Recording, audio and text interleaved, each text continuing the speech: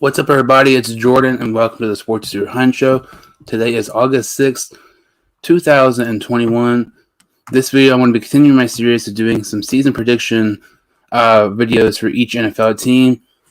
This video happens to be of my favorite team, the Cincinnati Bengals. And, the offseason for the Bengals, I really feel like was much better than people think. Some of their, key additions in free agency and even throughout the draft were Jamar Chase. They selected him 5th overall from LSU, pairing him with Joe Burrow.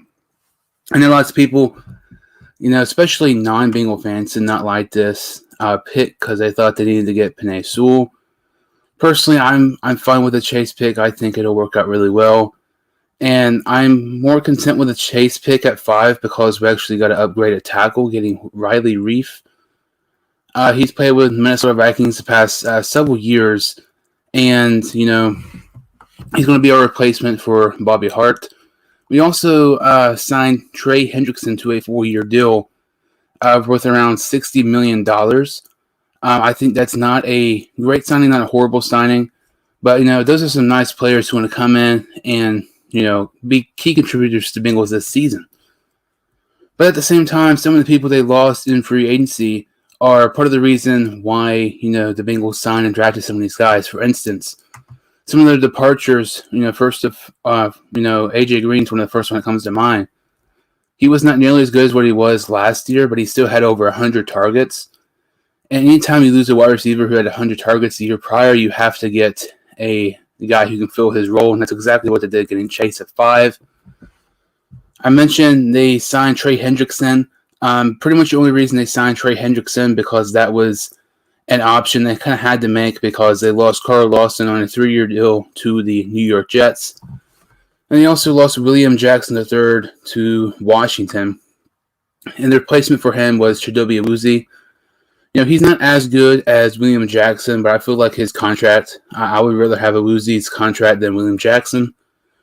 So I really feel like the Bengals, free agency in the draft, I think that definitely improved their team. Some of their signings and draft picks, like I was saying, are kind of just replacements of the players they lost in free agency. But, we'll go ahead and get started with this prediction. Something to keep in mind, I'm trying to make this realistic as possible. I've seen some people say the Bengals will have 10-plus wins, or, they'll win tons of games, they'll have tons of upset wins. Trying to make this as realistic as I can, not trying to be biased at all. And for example, perfect example here in Week 1, they host the Minnesota Vikings. I actually had them losing to the Vikings. I would not be surprised at all if the Bengals won this game. I think this is a coin flip. I think the Vikings are going to be really, really good. One of my surprise teams of this upcoming season. Kirk Cousins was very underrated last season. Dalvin Cook averaged nearly 140 total yards last year. Stat-wise, Justin Jefferson was the best rookie receiver of all time. Adam Thielen had over 10 receiving touchdowns. If they had a normal Mike Zimmer defense, Minnesota definitely would have been in the playoffs last year. And they had a phenomenal draft. Definitely a top 3 draft in my opinion. I think Minnesota is definitely a playoff team this year. And I would not be surprised if the Bengals won this game, though. I do have them losing because I'm really high in Minnesota, and I'm trying to make this realistic as possible. So that starts 0-1 for the Bengals. Week 2, however, I had them winning their first one of the season in Chicago against the Bears. I know the Bears have a great defense, but their offense is just a major question mark. We don't know who's going to be starting here Week 2. In my opinion, I think it should be Andy Dalton because I think Justin Fields should sit maybe the first 5 or 6 games or so. And it's kind of a revenge game, Dalton against the Bengals. I think this will be somewhat of an easy one here in Week 2, going 1-1 on the year so far. Week 3 in Pittsburgh. We're going to beat Pittsburgh at least once this year. I do not see us getting swept at all. I think it's more likely the Bengals sweep the Steelers than the Steelers sweep the Bengals. But this game is tough. I think we're capable of beating Pittsburgh in Pittsburgh, but the Steelers at home, I mean, when you're playing at the Steelers, doesn't matter what team you are, it's 10 times harder to play them. Harder playing in Pittsburgh rather than playing at home. I have them losing here, but I would not be shocked if they win end up winning here in week 3.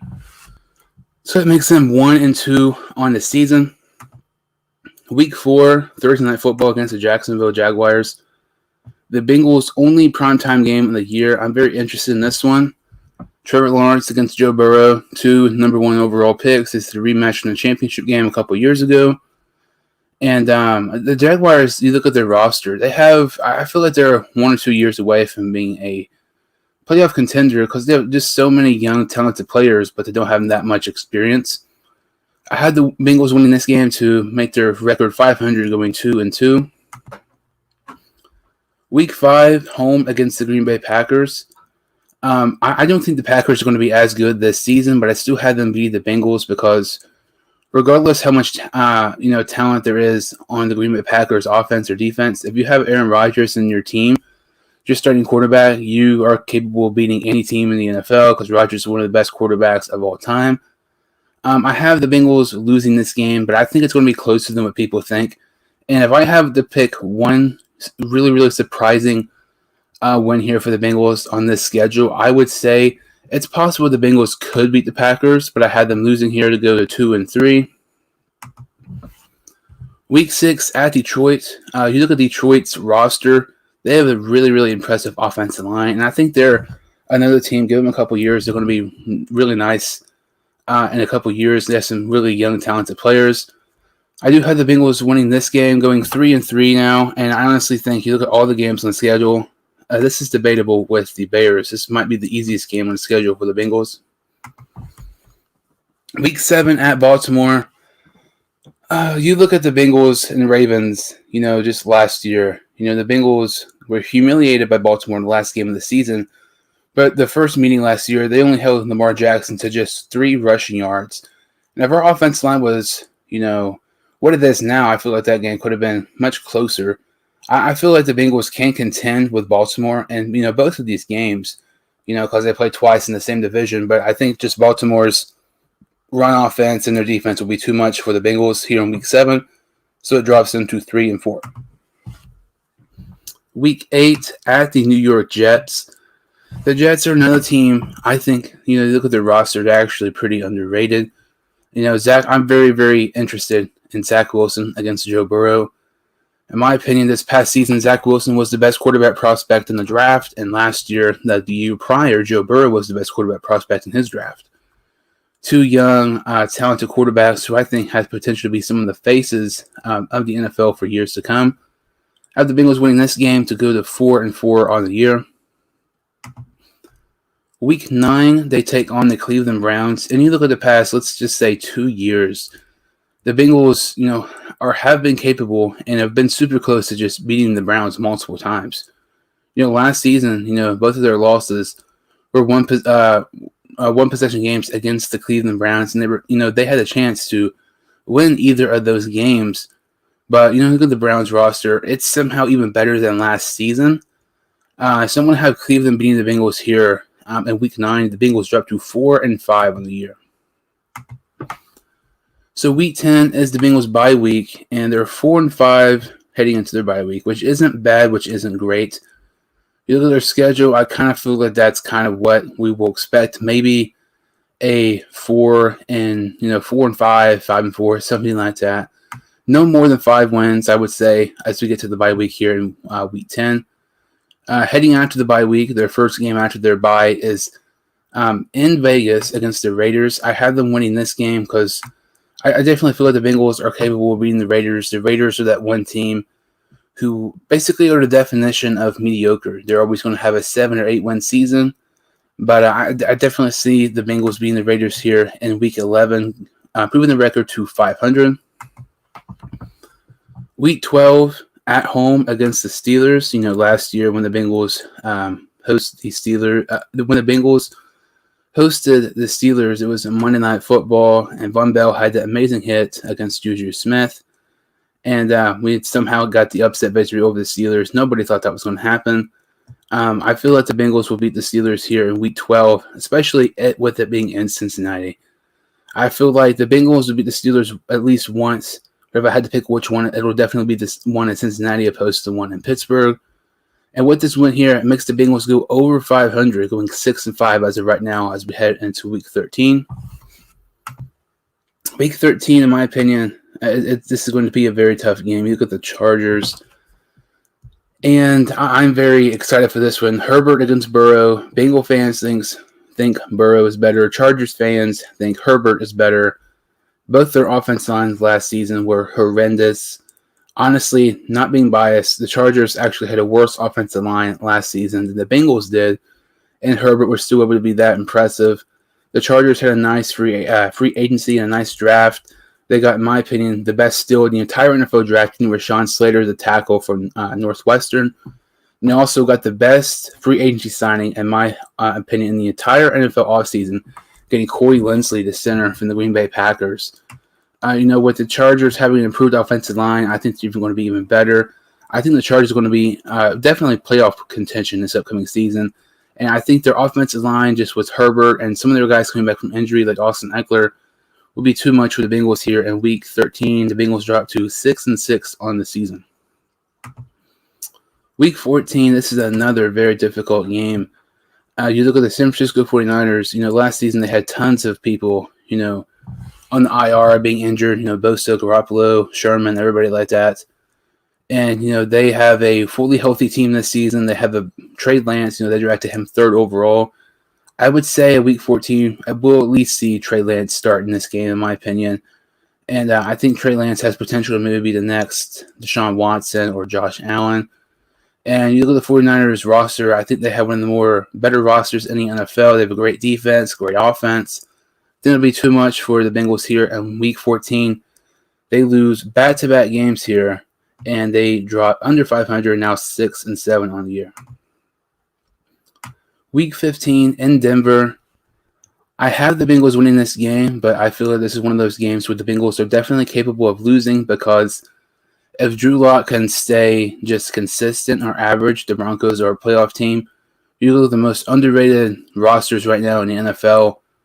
I think the Broncos are near the top of the list. They have so many great, talented players on offense, like Jerry Jeudy, Cortland Sutton, KJ Hamler, Melvin Gordon, Javonte Williams, Noah Fant, just tons of guys. And they have some really nice players in defense as well. I have the Bengals winning this game, but don't be surprised if the Bengals maybe slip up here in Week 15 and lose to the Broncos. But with this win here, they go to 7-7, back to 500 on the year. Week 16, they host the Baltimore Ravens, and like I was saying earlier, I feel like the Ravens and Bengals games will be more competitive this year like they haven't in years past. But I still feel like the Ravens, especially just their run offense and their defense, will be too much for the Bengals. The Bengals drop to 500 again after this game, being 7-8 on the year. And something to keep in mind is these next 3 games, in my opinion, are extremely important, because depending how many wins we have going into these final 3 games, if we lose these final 3 games, which I definitely think is a possibility, don't be surprised we see Zach Taylor being fired, because fans, let's say we have 5-6 wins heading into our final 3 games or something like that. And if we end the season on a 3-game losing streak, because we know our next 2 games after this are at Kansas City and at the Browns, fans are not going to be happy. I definitely think it's a possibility Taylor could be fired if we do not win at least one of these 3 games. Like I was saying, we play at the Chiefs. Week 17, I had them losing here, but I feel like this game has potential to be very, very fun. Look at the Chiefs. They have a high-powered offense, one of the best offenses in the NFL, and I feel like the Bengals are not going to be far behind them in a year or so. I feel like the Bengals are capable of having one of the best offenses in a year or two. You have so many young talent like, Burrow, Chase, Higgins, Boyd, Mixon, improved offensive line. And I have the Bengals losing, but I feel like this game has potential to be a very, very exciting game. Their final game of the season is against the Cleveland Browns in Cleveland. I actually had them winning this game because I think the Cleveland Browns, I would say, are probably the team to beat in the AFC. And I feel like, last game of the regular season, if you're Cleveland, you're going to be, resting your starters, kind of like how the Steelers did, last season, and that, helped Cleveland get in the playoffs. I feel like, with Mayfield and Landry and Chubb, Beckham, all these guys resting, Because more than likely, in my opinion, I feel like the Browns will have the number 1 seed in the AFC. They will more than likely be resting their starters, so that that's going to be a much easier game for the Bengals. And I feel like that happens, the Bengals definitely get a win here. In Week 18 to go to 8-9 on the season. So with a 17-game schedule, the Bengals go 8-9. Something to look into this. In my opinion, if the Bengals get less than 7 wins, Zach Taylor has to go. There is no excuses. I mean, I don't even know how people can make excuses, after this season if we don't have a pretty solid year. The pieces are there. Our roster is way more talented than people think, and I really feel like this season we probably won't be in the playoffs. Maybe a 7-8 type of win season. Then the following year we'll be definitely in the playoffs or so. And like I said, my record prediction is 8-9, but my ceiling for the Bengals is 10-7. I'm not saying the Bengals will win 10 games. I'm saying at the absolute most, I feel like the Bengals can win 10 games. I feel like there are maybe a game or two looking at schedule, and they could maybe get an upset victory. And my floor for them is 6-11. And if we are 6-11, I honestly think Taylor 100% should be fired, because having 5 or 6 wins with this type of roster is just unacceptable. We have one of the more underrated rosters in the NFL. We have so many young, talented players in offense and defense. And this season is just going to be so fun to watch for the Bengals. I feel like we will surprise some people. And there's so much to look forward to. Burrow's healthy. We got Jamar Chase, Mixon, Boyd, who's arguably the most underrated receiver in the NFL, and Higgins coming back, an extremely underrated receiver too. So that was my Bengals season prediction record video. Make sure to like this video and subscribe to the channel. I really, really appreciate it. I'll see you all next time on the Sports 2 Show.